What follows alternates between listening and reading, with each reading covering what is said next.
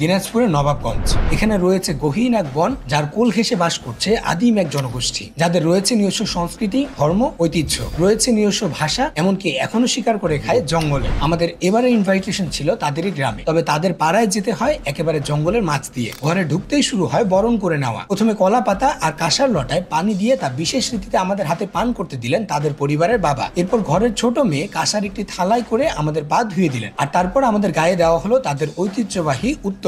বাড়িতে নতুন অতিথি এলে এভাবে তারা শ্রদ্ধা জানিয়ে বরণ করে নেন। সাঁওতালদের মোট 120+ পরিবারের ছোট্ট 3টা গ্রাম এখানে, এবং সবকিছু অনেক পরিপাটি আর গোছানো। অনেক সময় আপ্যায়ন করা হয় ভাতকে পচিয়ে বিশেষ এক ধরনের পানীয় দিয়ে, যাকে তারা বলে থাকেন হাড়িয়া বা হান্ডি। এমনি সময় বাড়িতে এর একটি কলস থাকলেও বিয়ে বাড়িতে থাকে এর ব্যাপক আয়োজন। তবে অতিরিক্ত খেলে হয় এমন। বাড়িগুলো মাটির হলেও সুন্দর করে আলপনা করা, এক এক বাড়িতে এক এক রকমের আলপনা। এই বাড়ির পিলার গুলো কত ক্রিয়েটিভ, তাই না? কয়েকটা পাতিল দিয়ে তারা এক একটা পিলার তৈরি করেছেন। অবশ্য পুরো গ্রাম মেতে ওঠে এক একটি বিয়ের সময়। রান্না করা হয় তাদের প্রচলিত বিভিন্ন খাবার দাবার। ধর্মের দিক থেকে তারা সম্পূর্ণ প্রকৃতি পূজক। তারা মনে করে থাকে প্রকৃতি তাদের সমস্ত ক্ষমতার উৎস। তাদের ধর্মকে তারা বলে থাকেন সারি ধর্ম, আর কথা বলার জন্য তারা ব্যবহার করে থাকেন তাদের নিজস্ব ভাষা। জোহার, ইয়ানিতুম পলাশ সরেন, আদিবাসী সান্তাল কানে। অনেক সময় জঙ্গলে চলে যায় শিকার করতে। তাদের ধারালো তীর আর ধনু দিয়ে বন্য নানা পশু পাখি শিকার করা তাদের বহু আগের প্রচলন। যদিও প্রাকৃতিক বিভিন্ন চ্যালেঞ্জ এবং সরকারের যথাযথ সহযোগিতার অভাবে আজ হারিয়ে যাচ্ছে এখানকার মানুষের অনেক ঐতিহ্য।